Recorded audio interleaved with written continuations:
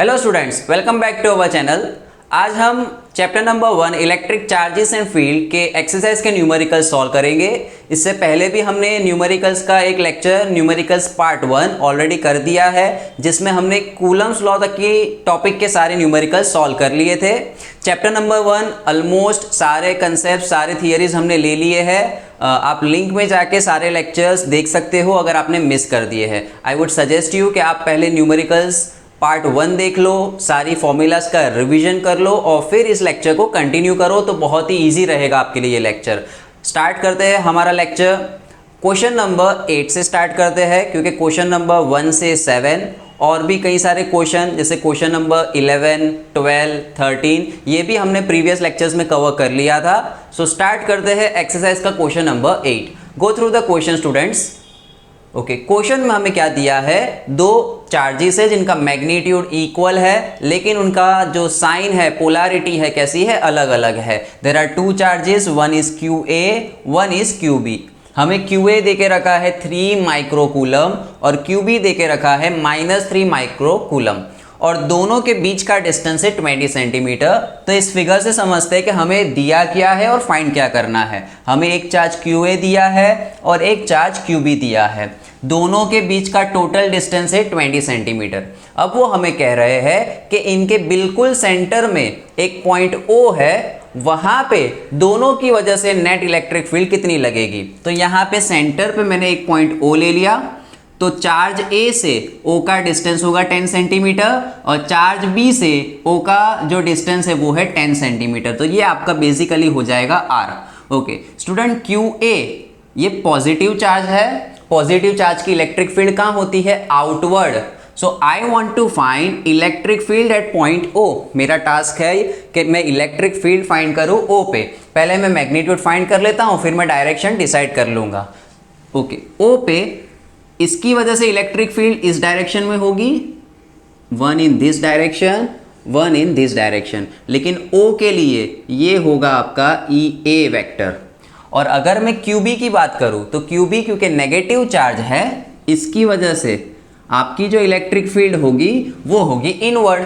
So point O के लिए ये हो गए आपके EB की डायरेक्शन। तो देखो EA और EB पॉइंट O पे सपोर्ट करेंगे, कंस्ट्रक्ट करेंगे। आपकी इलेक्ट्रिक फील्ड कैसी होने वाली है, बढ़ने वाली है, प्लस होने वाली है। तो मैं यहाँ पे ऐसा लिख सकता हूँ कि electric field at O is equals to electric field due to A and electric field due to B। This is superposition principal.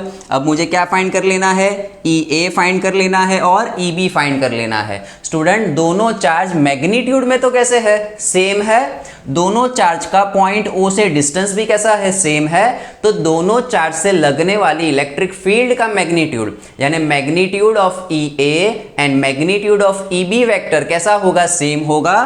तो पहले मैं यहाँ पे फाइंड कर लेता हूँ, क्या फाइंड कर लेता हूँ, EA का मैग्नीट्यूड, EB का मैग्नीट्यूड ऑलमोस्ट सेम होगा। क्या फॉर्मूला लगेगी, KQ/R²। ओके, फाइंड करते हैं इसको। K आएगा, K की वैल्यू पुट कर दो, 9 × 10⁻⁹। हमारे Q की वैल्यू है 3, हम सिर्फ मैग्नीट्यूड ले रहे हैं, 3 × 10⁻⁻⁶ अपॉन डिस्टेंस। डिस्टेंस ये वाला डिस्टेंस लेना है हमें, चार्ज और पॉइंट O के बीच का डिस्टेंस, दैट इज 0.1 मीटर इसका स्क्वायर। ये हमें मिल गई EA और EB। ठीक है, अब स्टूडेंट हम इसमें वैल्यू पुट कर देते हैं। ओके, क्या फॉर्मूला है हमारी, EO it is equals to EA plus EB। EA और EB दोनों सेम है, तो मैं ऐसा कह सकता हूँ 2 टाइम्स EA, यस, या तो 2 टाइम्स EB। अब ये जो वैल्यू आपको आती है उसको मल्टीप्लाई कर दो 2 से। सो हमारा आंसर होगा 2 इंटू इसका जो भी सॉल्यूशन है, 9 × 10⁻⁹ इंटू 3 × 10⁻⁻⁶ अपॉन 0.1 का स्क्वायर। ये आपको एज इट इज पुट कर देना है और फिर कैलकुलेट कर लेना है upon 0.1 whole square. Now student, when you will calculate it, you will get E0 is equals to, the answer will be 5.4. You need to calculate it yourself. हो सके तो वीडियो को पॉज करके आप कैलकुलेट करो। और इलेक्ट्रिक फील्ड का unit है न्यूटन पर coulomb. Okay, now we need to decide the direction of this electric field. So it is very simple. आपका ये पॉइंट सपोज है A और यहाँ पे पॉइंट दे देता हूँ मैं B. तो पॉइंट O पे जो आपकी नेट इलेक्ट्रिक फील्ड है वो जा रही है A से कहाँ पे B. देखो EA भी इस डायरेक्शन में है, EB भी इस डायरेक्शन में है. तो आपकी जो इलेक्ट्रिक फील्ड की डायरेक्शन है it is in the direction from A to B. तो हम लिखेंगे in direction from charge A to charge B. ये आपका सम का जो पहला पोर्शन था वो हमने कंप्लीट कर दिया. अब आते हैं सम के सेकंड पोर्शन पे. सेकंड पोर्शन पे सिनेरियो चेंज कर दिया. वो कहते हैं कि ये जो सेंटर पॉइंट था पॉइंट O, वहाँ पे वो एक चार्ज लेके आते हैं. चार्ज की वैल्यू हमें दे के रखी है 1.5 इंटू 10⁻⁹ और ये जो चार्ज है नेगेटिव चार्ज है. तो यहाँ पे मैं एक नेगेटिव चार्ज लेके आता हूँ -q, जिसकी value for our next question हमारा जो सपोज मैं उसको कह दूँ टेस्ट चार्ज, वो कितना है -1.5 इंटू 10⁹ कूलम. ये वैल्यू हमें दे के रखी हुई है. तो स्टूडेंट अब कहते हैं कि इसके ऊपर फोर्स कितना लगेगा. तो फोर्स की simple formula, force equals to QE magnitude में. फिर हम इसकी डायरेक्शन फाइंड कर लेंगे. Force equals to QE, E की फॉर्मूला थी E इक्वल्स टू फोर्स पर unit charge, force upon Q. और उससे मैंने तभी आपको कहा था ये आपको याद रखना है कि F equals to QE. This is equals to Q की वैल्यू है. अब इसे मैं मैग्नीट्यूड ले रहा हूँ तो मैग्नीट्यूड होगा 1.5 इंटू 10⁻⁹. और इलेक्ट्रिक फील्ड ये रही 5.4 into 10⁻⁻⁶. Student, when you will solve it, you will get answer 8.1 into 10⁻³ Newton. तो क्या हो क्या रहा है स्टूडेंट यहाँ पे कि नेगेटिव चार्ज है. ये नेगेटिव चार्ज को पॉजिटिव चार्ज अपनी तरफ अट्रैक्ट करेगा और ये जो नेगेटिव चार्ज है रिपेल करेगा. So suppose this is my charge. तो इस चार्ज को ये वाला भी इधर धक्का लगा रहा है और ये वाला भी अपनी तरफ धक्का लगा रहा है. टोटल नेट रिजल्टेंट चार्ज कितना लगेगा 8.1 इंटू 10⁻³ न्यूटन. सो थोड़ा सा धक्का इधर लगा QA जितना खींच रहा है QB उतना ही रिपेल कर रहा है. सो ओवरऑल उस पर डबल इफेक्ट लग रही है. अगर स्टूडेंट ये दोनों चार्ज अगर प्लस प्लस होते, ये भी +3 माइक्रोकूलम, ये भी +3 माइक्रोकूलम, तो यहाँ पे फिर नेट फोर्स नहीं लगता, फोर्स 0 हो जाता. क्योंकि एक भाई साहब इधर खींचता, एक भाई साहब इधर खींचता, दोनों उस चार्ज को अपनी तरफ खींचते और नेट रिजल्टेंट फोर्स कैसा होता 0. लेकिन क्योंकि यहाँ पे दोनों चार्ज अपोजिट है, पॉजिटिव नेगेटिव है, इस पे रिजल्टेंट फोर्स कितना मिला 8.1 into 10⁻³ Newton. What will be the direction of force, इस डायरेक्शन में होगा, पॉजिटिव वाले की तरफ होगा. पॉजिटिव वाला अट्रैक्ट करेगा, नेगेटिव वाला रिपेल करेगा. सो इसकी डायरेक्शन क्या होगी, direction will be from O to A. Direction कौन सी होगी, O से लेके A. So when you are bringing a charge, negative charge of magnitude 1.5 into 10⁻⁹ coulomb at that point O, उस पे इतना फोर्स लगेगा. That's it. Sum number 8 complete. Note it down. Student question number 9 में हमें दो charges दिए हैं, एक QA एक QB. QA 2.5 इंटू 10⁻⁷ कूलम है और QB नेगेटिव 2.5 इंटू 10⁻⁷ कूलम है और उनके कोऑर्डिनेट्स हमें दे के रखे हैं. तो with respect to origin, this is x axis, this is y, this is z axis. हमने जो भी कोऑर्डिनेट्स दिए हैं उसके हिसाब से दोनों चार्ज को पुट कर दिया. यहाँ पे 0, 0, -15 यानी इमेजिन करना है ये x एक्सिस है, ये y एक्सिस है और ये z एक्सिस जो आपकी तरफ आ रही है वो है पॉजिटिव z एक्सिस. और जो dotted line in the sense black board के पीछे की तरफ अंदर जा रही है, क्योंकि ये 2D है, प्लेन है, इसमें हम 3D नहीं बता सकते, लिमिटेशन है. सो ये वाली z axis, it means positive z axis आपकी तरफ जो आ रही है, नेगेटिव z एक्सिस जो अंदर जा रही है, जिसको मैंने डॉटेड लाइन से बता दिया है. तो हमारा जो पॉजिटिव चार्ज है कौन, QA कैसा है, पॉजिटिव है और यहाँ पे QB कैसा है, नेगेटिव है. तो यहाँ पे आपका नेगेटिव चार्ज है 0,0,15, तो पॉजिटिव z एक्सिस पे नेगेटिव चार्ज, अंदर की तरफ नेगेटिव z एक्सिस पे पॉजिटिव चार्ज। फर्स्ट क्वेश्चन कि ये जो सिस्टम ऑफ चार्जेस है इसका नेट चार्ज कितना होगा। तो स्टूडेंट क्योंकि ये एक डाइपोल है, ये आपका एक पॉजिटिव है एक नेगेटिव है, तो रिजल्टेंट कितना होगा 0 होगा। सो डाइपोल के लिए आपका क्यू नेट कितना हो जाएगा 0। क्यों, तो यहाँ पे रीज़न दे देना है क्योंकि ये इलेक्ट्रिक डाइपोल है। देन सेकेंड क्वेश्चन बोला है कि find electric dipole moment. Dipole moment P की फॉर्मूला क्या है 2AQ। 2A क्या होता है, distance between both the charges. तो यहाँ से अगर हम देखें तो ओरिजिन से ये कितना दूर है 15 मैग्नीट्यूड में, और ये डिस्टेंस भी कितना है 15, तो दोनों के बीच का टोटल डिस्टेंस कितना हो जाएगा 30। तो यहाँ पे लिख दिया कि distance between the two charges, जिसको हम रिप्रेजेंट 2A से भी करते हैं, वो है 30 सेंटीमीटर या 0.3 मीटर। अब हम डाइपोल मोमेंट की फॉर्मूला लगा देते हैं कि इलेक्ट्रिक डाइपोल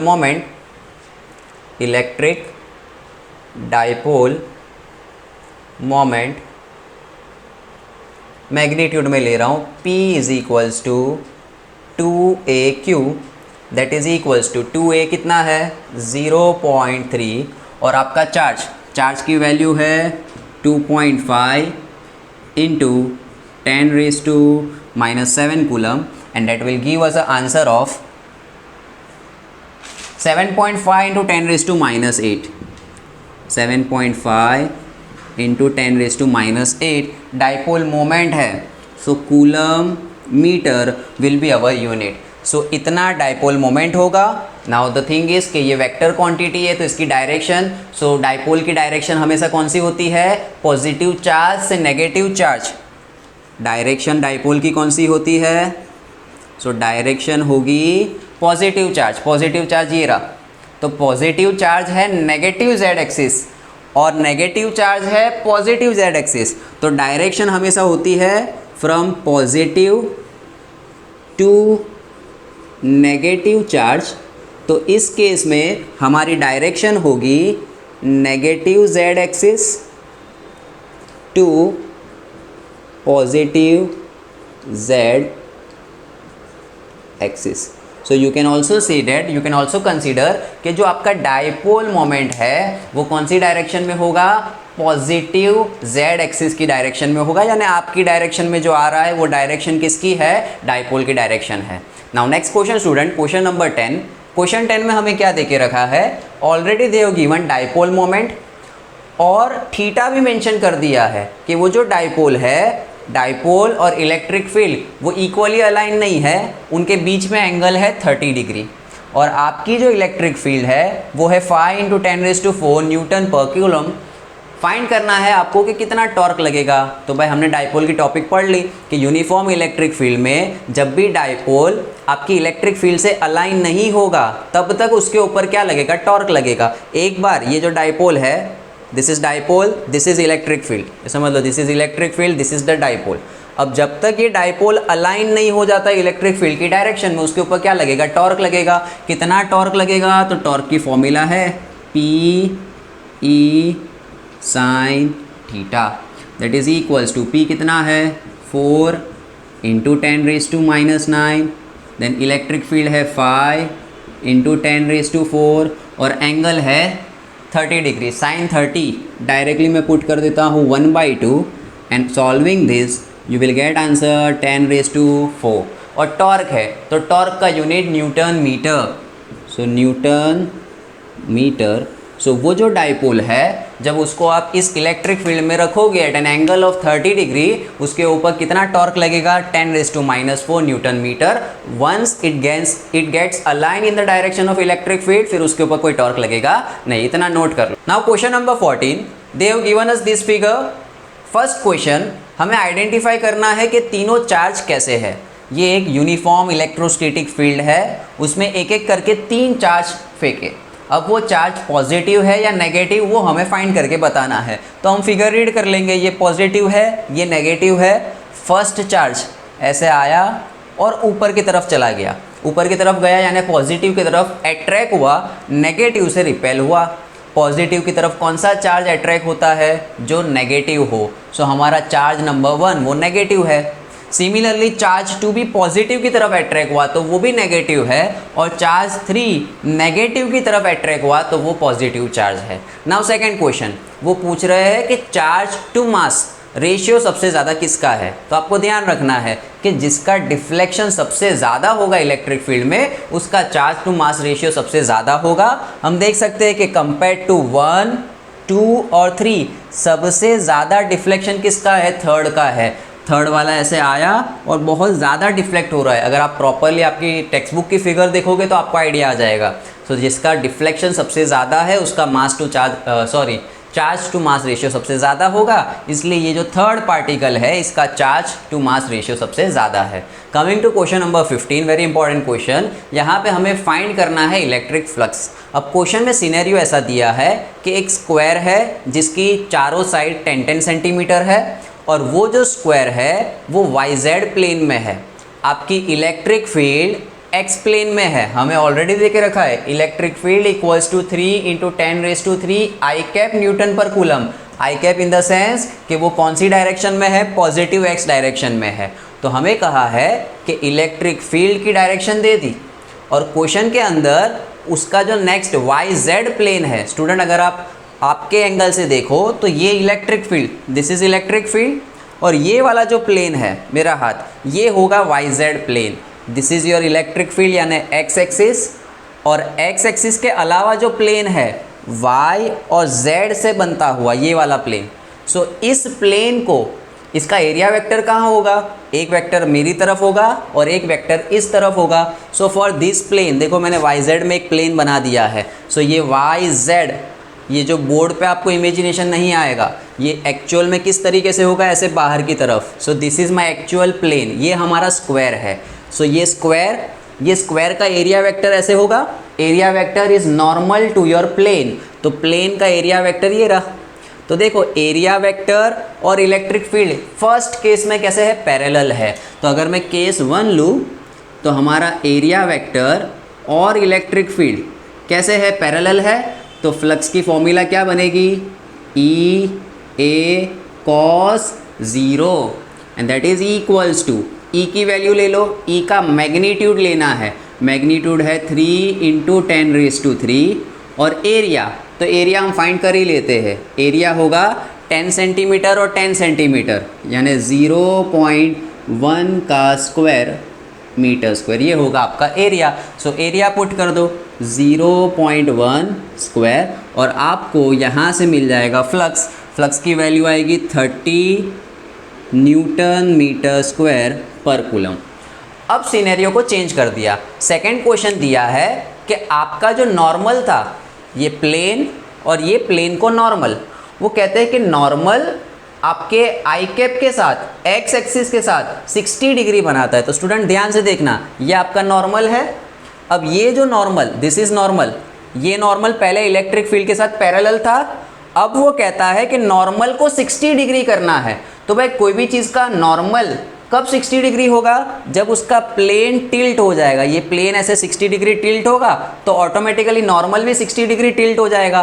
अब देखो, अगर आपका प्लेन इस तरीके से, पहले ऐसे था, अब प्लेन ऐसे हो गया, तो ऑटोमेटिकली नॉर्मल भी 60 degree. So this will be now your area vector. Second case में ये जो डॉटेड लाइन बना रहा हूँ, ये हो जाएगा आपका एरिया वेक्टर, और उनके बीच का एंगल कितना हो जाएगा? 60 degree. So for second case आपका जो थीटा है, किसके बीच में? ई वेक्टर और ए वेक्टर, इलेक्ट्रिक फील्ड और एरिया वेक्टर के बीच का एंगल कितना है? 60 डिग्री लेना है। तो अब हम फिर से फॉर्मूला अप्लाई कर देते हैं। Flux equals to E vector dot A vector, that is E A cos 60। E की वैल्यू ले लेंगे, ई है 3 × 10⁻³ एरिया है 0.1 का स्क्वायर, और cos 60 अगेन 1/2।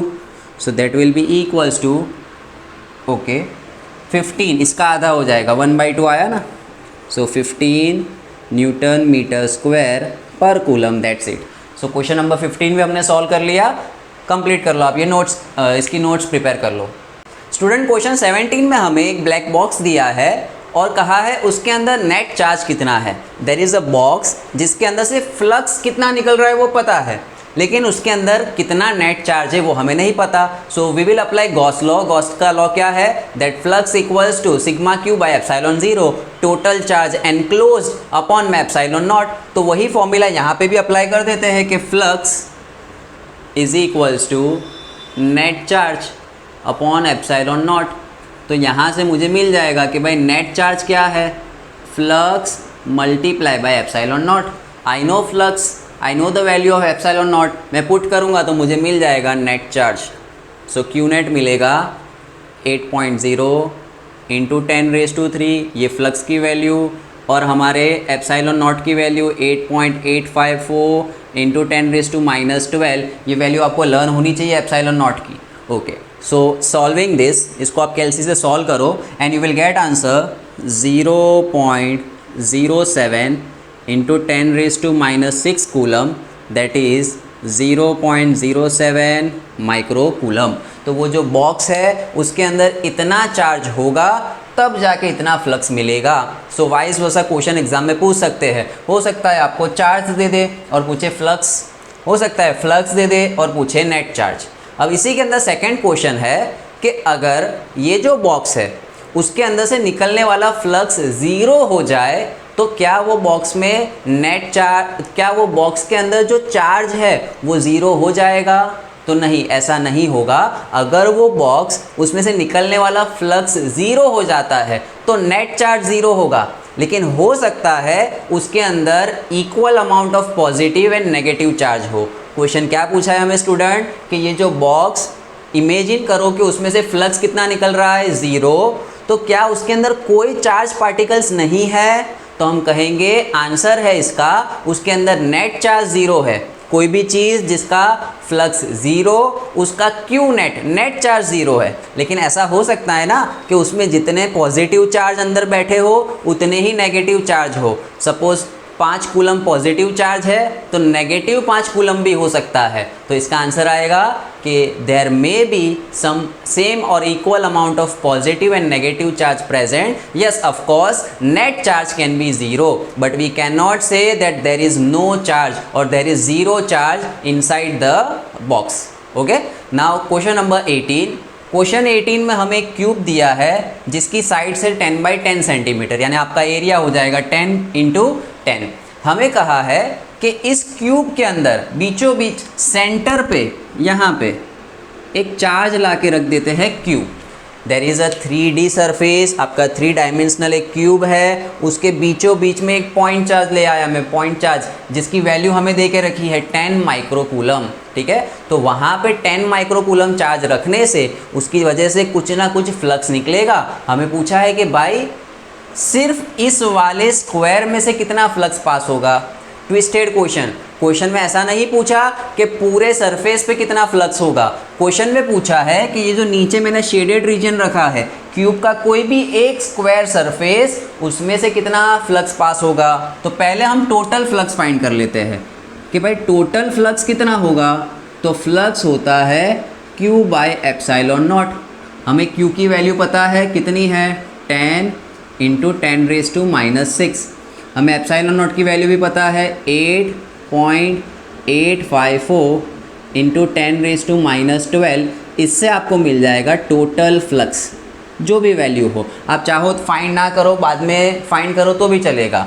ओके, जो भी टोटल फ्लक्स मिलना होगा वो आपको मिल जाएगा। अगर एग्जाम में टोटल फ्लक्स पूछा होता तो ये बेनिफिट था, ये आपको सॉल्व करना था, लेकिन यहाँ तो हमें सिर्फ इस सरफेस के लिए फाइंड करना है। तो अगर आपके क्यूब के अंदर 6 फेसेस है, कोई एक फेस पे कितना फ्लक्स होगा, total flux divide by 6। Once again, cube में कितने फेस है, 6 फेसेस है, टोटल फ्लक्स है सपोज दिस मच, तो एक फेस का कितना डिवाइड बाय 6 कर दो। तो यहाँ पे flux on square face will be equals to total flux divide by 6। आपका टोटल फ्लक्स ये रहा 10 इंटू 10⁻⁻6 अपॉन 8.854 इंटू 10⁻12 ये पूरे को डिवाइड बाय 6 कर दो तो आपको उस सरफेस पे फ्लक्स मिल जाएगा। Solving it you will get the value 1.88 into 10⁵ newton metre square per coulomb. क्या किया स्टूडेंट, हमने बहुत ही सिंपल जो डेटा दिया था वो डेटा को यूज़ करके सिर्फ इस फेस पे, नीचे वाला जो फेस है उसके लिए हमने क्या ढूंढा, फ्लक्स ढूंढा। वो 2 फेस कहते तो हम क्या करते, इसको फिर फर्दर मल्टीप्लाई बाई 2 कर देते। वो कहते हैं 3 फेस तो इसको फिर फर्दर मल्टीप्लाई कर देते 3 फेस से। Okay, now next question number 19। Question 19 में स्टूडेंट हमें एक चार्ज देके रखा है, charge Q that is your test charge, कितना है 2 माइक्रो कूलम। और वो हमें क्वेश्चन में ऐसा कह रहे हैं, they are telling us in the question, just a second, what is the net electric flux through the surface, कि इस सरफेस से नेट इलेक्ट्रिक फ्लक्स कितना होगा। So what we are given in question number 19 कि हमारे पास एक point charge या टेस्ट चार्ज है, कितना 2 माइक्रो कूलम, और उसकी वजह से कितना फ्लक्स जनरेट होगा। तो सीधी सीधी फ्लक्स की formula, flux equals to Q by epsilon naught. Q की वैल्यू पुट कर दो, एप्सिलॉन नॉट की वैल्यू पुट कर दो। Q की वैल्यू है 2 into 10⁻⁻⁶, epsilon naught 8.854 into 10⁻⁻12। Putting this value you will get the answer 2.26 into 10⁵, 2.26 into 10⁵, और flux का unit newton metre square per coulomb. So question number 19 तक कंप्लीट हो गया, ये नोट कर लो।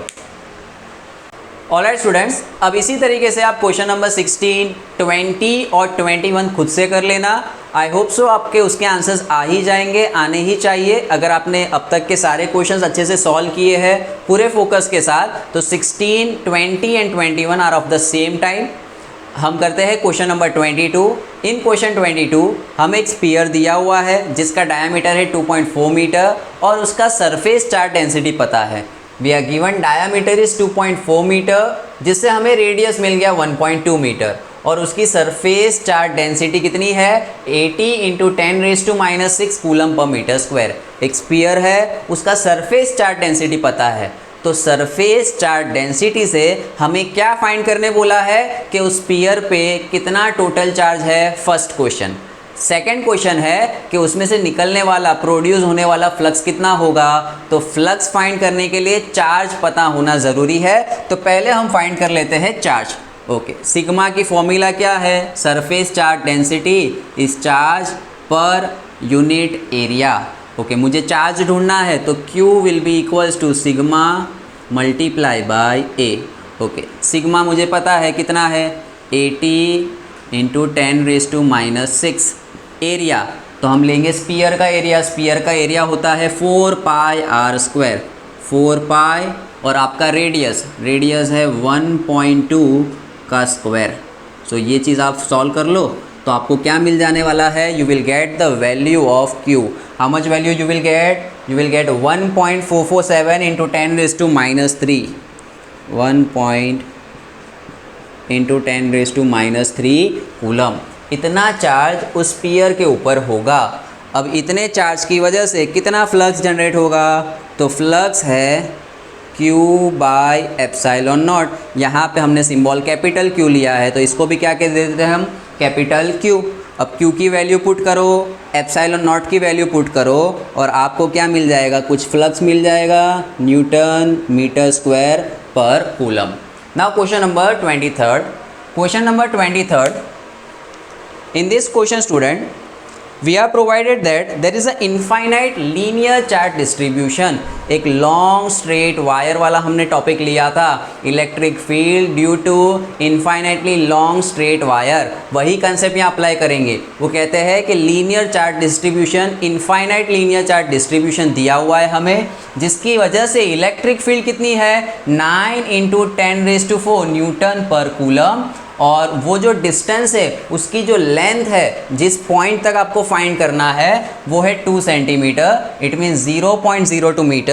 And what we need to find, calculate linear charge density. Linear charge density यानी हमें क्या फाइंड करना है, लैम्बडा फाइंड करना है। तो वो डेरिवेशन की जो मेन इक्वेशन आई थी आपको वो याद रखनी है। क्या थी equation, E equals to lambda upon 2 pi r epsilon naught. This is electric field due to infinite linear charge distribution, lambda upon 2 pi r epsilon naught. और इसी का दूसरा भी एक फॉर्म था 2k लैम्बडा बाई r. आप कहोगे कि सर ये फॉर्मूला कैसे आई, तो यहाँ पे 2 पाई भी है और एप्सिलॉन नॉट भी है. अगर आप ऊपर और नीचे 2 से मल्टीप्लाई कर दो, यहाँ भी 2 से मल्टीप्लाई और यहाँ भी 2 से, तो देखो ये हो गया 2 2 ज़ा 4, तो 4 pi epsilon not. 1 upon 4 pi epsilon not के बदले मैंने क्या लिख दिया, k, 2 का 2 और लैम्बडा का लैम्बडा, नीचे क्या बचा r. सो आप या तो ये वाली फॉर्मूला लर्न रखो, आइदर दिस फॉर्मूला और दिस फॉर्मूला, आपको जो भी एग्जाम में यूज़फुल रहती है according to the data you need to use it. अब हम ये फॉर्मूला यूज़ करते हैं. हमें क्या मिला, E is equals to 2k lambda by r. तो यहाँ से लैम्बडा क्या मिलेगा, E into R upon 2k is equals to, चलो इलेक्ट्रिक फील्ड की वैल्यू 9 इंटू 10⁻⁴. r है 0.02, it means 2 into 10⁻⁻² upon 2 into k की value 9 into 10⁻⁹. So 9 and 9 cut, 2 and 2 cut, ऊपर पावर है 10⁻⁴ -2 यानी 10 टू द पावर 2, और उसके ऊपर जाएगा -9. So will get lambda equals to 10 to the power -7. What will be the unit student, very simple, आपकी electric field का यूनिट, और ये है आपका लीनियर चार्ज डेंसिटी यानी कि चार्ज पर लेंथ. तो कूलम पर मीटर, ये हमें मिल गया lambda. So the value of lambda that is your linear charge density is 10⁻⁻7 coulomb per metre. इतना नोट करो. अब स्टूडेंट क्वेश्चन 24 को सॉल्व करने के लिए एक कंसेप्ट समझ लो. इलेक्ट्रिक फील्ड प्लेट की वजह से कितनी थी, सिग्मा बाई 2 एप्सिलॉन नॉट. यहाँ पे अगर आपको दो पैरेलल प्लेन शीट्स देके रखी हो, जैसे कि मैंने यहाँ पे इस केस में लिया है 1 और 2, ये मेरी एक प्लेट है, this is 1 plate and this is the other plate. दो पैरेलल प्लेट्स है जिनकी सरफेस चार्ज डेंसिटी है सिग्मा 1 और सिग्मा 2. तो मेरे पास 3 रीजन मिलेंगे, ये आउटर रीजन 2 और एक इनर रीजन. तो अगर मुझे कोई पूछता है कि outer region P, outer region Q, उसमें इलेक्ट्रिक फील्ड कितनी है, हो सकता है मुझे पूछे इनर रीजन में कितनी है. ऐसा ही है आपका क्वेश्चन नंबर 24. तो हम एक सिंप्लीफाइड इक्वेशंस बना लेते हैं जो हम हर क्वेश्चन में यूज़ कर सके. तो student this is plate 1, this is plate 2. मैंने थोड़ी देर के लिए इसको सपोज पॉजिटिवली चार्ज माना है और इसको भी पॉजिटिवली चार्ज. इसकी सरफेस चार्ज डेंसिटी है सिग्मा 1, इसकी सरफेस चार्ज डेंसिटी है सिग्मा 2, और हमें इलेक्ट्रिक फील्ड की फॉर्मूला पता है sigma by 2 epsilon naught. This is electric field due to each plate. अब स्टूडेंट अगर मैं इसकी बात करूँ 1 वाले की, तो इसकी इलेक्ट्रिक फील्ड क्योंकि ये पॉजिटिव है आउटवर्ड होगी, यहाँ पे सेकंड वाले की भी पॉजिटिव है तो इलेक्ट्रिक फील्ड कैसे होगी, आउटवर्ड. अब मैं चेक करता हूँ कि पॉइंट P पे इन दोनों की वजह से रिजल्टेंट इलेक्ट्रिक फील्ड कैसी होगी. तो ये पॉइंट P पे आपकी इलेक्ट्रिक फील्ड ड्यू टू 1 इस डायरेक्शन में होगी, इन दिस डायरेक्शन, और ये वाले की भी इलेक्ट्रिक फील्ड इसी डायरेक्शन में होगी. So electric field due to 2, 1 और 2 दोनों की इलेक्ट्रिक फील्ड देखो कंस्ट्रक्ट कर रही है, ऐड हो रही है पॉइंट P पे. ये जो आपका फर्स्ट वाली प्लेट है उसकी वजह से पॉइंट P पे देखो ये डायरेक्शन है, और ये सेकेंड प्लेट उसकी वजह से भी सेम डायरेक्शन है. तो पॉइंट P पे नेट इलेक्ट्रिक फील्ड कितनी होगी, so it will be E1 plus E2. अभी डायरेक्शन भी ले लेते हैं तो वेक्टर लगा दो इसके ऊपर. In the same way students, अगर मैं यहाँ पे पॉइंट Q लेता हूँ तो पॉइंट Q पे भी इसकी वजह से इलेक्ट्रिक फील्ड होगी, ये होगी E2, और इसकी वजह से इन दिस डायरेक्शन, ये एरोस आप देख लेने हैं. तो यहाँ पे देखो ये राइट साइड पे आ रहा है और ये भी राइट साइड पे आ रहा है. सो यहाँ पे E1. So what we can say, what we can conclude कि दोनों आउटर रीजन में इलेक्ट्रिक फील्ड क्या हो रही है, ऐड हो रही है. और यहाँ पे इनर रीजन में, तो इनर रीजन में स्टूडेंट देखो इसकी वजह से ये रही ये field due to number 1, due to 2. अब पॉइंट R पे आ गए, तो पॉइंट R पे ये इलेक्ट्रिक फील्ड जा रही है ऐसे, सो दिस इज E1, और ये इलेक्ट्रिक फील्ड जा रही है ऐसे, सो दिस इज E2. तो इसके लिए हम क्या कह सकते हैं कि electric field for point R अगर इलेक्ट्रिक फील्ड 1 बड़ी है तो 1 माइनस क्या हो जाएगी 2। सो electric field 1 minus electric field 2, ये कहाँ पे, इनर रीजन में।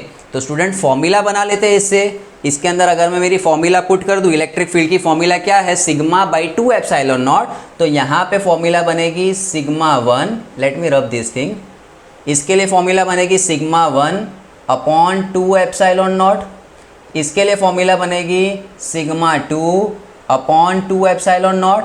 And finally we can say कि P पे कितनी इलेक्ट्रिक फील्ड होगी, sigma 1 plus sigma 2 upon 2 epsilon naught. फिलहाल हम मैग्नीट्यूड की बात करते हैं, डायरेक्शन बाद में देख लेंगे। इन द सेम वे अगर मैं Q की बात करूँ तो Q पे भी इलेक्ट्रिक फील्ड कितनी मिलेगी मुझे, तो electric field eight Q will also be sigma 1 plus sigma 2 upon 2 epsilon not. और R रीजन में यहाँ पे इलेक्ट्रिक फील्ड कितनी मिलेगी, it will be sigma 1 minus sigma 2 upon 2 epsilon not. ये 3 फॉर्मूला हमें याद रखनी है। 2 ही फॉर्मूला है, आउटर रीजन में sigma 1 plus sigma 2 by epsilon not और इनर रीजन में sigma 1 minus sigma 2 by epsilon not. अब ये फॉर्मूला, ये कंसेप्ट को हम यहाँ पे अप्लाई करते हैं। हमारे क्वेश्चन नंबर 24 में सिग्मा 1 और सिग्मा 2 उनका मैग्नीट्यूड सेम है, सिग्मा 1 पॉजिटिव है, सिग्मा 2 नेगेटिव है। तो अगर उन्होंने कहा है फर्स्ट क्वेश्चन उन्होंने पूछा है कि आउटर रीजन यानी लेफ्ट और राइट, तो आउटर रीजन इलेक्ट्रिक फील्ड की फॉर्मूला क्या लगेगी, sigma 1 plus sigma 2 upon epsilon not. देखो सिग्मा 1 और सिग्मा 2 जब आप डालोगे तो सिग्मा दोनों तो सेम ही है, तो सिग्मा माइनस सिग्मा 0 हो जाएगा। दोनों का मैग्नीट्यूड सेम है, डायरेक्शन अलग है, साइन अलग है, पोलैरिटी अलग है, तो ये फाइनल आंसर आपका कितना आएगा, 0 आएगा। तो वो जो दोनों प्लेट्स है उसके लेफ्ट में और राइट में इलेक्ट्रिक फील्ड कितनी लगेगी, 0। अब हम आ जाते हैं इनर रीजन में, सेंटर में इनर रीजन। तो इनर रीजन के लिए क्या फॉर्मूला है, sigma 1 minus sigma 2 upon 2 epsilon not. अब यहाँ पे क्या होगा, ये माइनस है और ये भी माइनस है, तो माइनस माइनस क्या हो जाएगा, प्लस हो जाएगा। और क्योंकि दोनों सिग्मा 1 और सिग्मा 2 सेम है तो मैं क्या लिखूँगा, सिग्मा कितनी बार, 2 टाइम्स, तो 2 times sigma upon 2 epsilon naught. तो E मिल जाएगा सिग्मा बाय एप्सिलॉन नॉट। आपको सिग्मा की वैल्यू पता है, मैग्नीट्यूड पता है, आपको एप्सिलॉन नॉट की वैल्यू पता है, इलेक्ट्रिक फील्ड की फॉर्मूला में इसमें पुट कर दो और आपका आंसर आ जाएगा। So here we complete all the numericals of chapter number 1। Next coming lectures में हम चैप्टर नंबर 2 स्टार्ट करेंगे। टिल देन स्टूडेंट्स हमारे चैनल को सब्सक्राइब कर दीजिए, वीडियोस को ज़्यादा से ज़्यादा शेयर कीजिए और ये जितनी भी चीज़ें हैं इसकी नोट्स बना के रखिए और प्रैक्टिस कीजिए ज़्यादा से ज़्यादा। Thank you so much.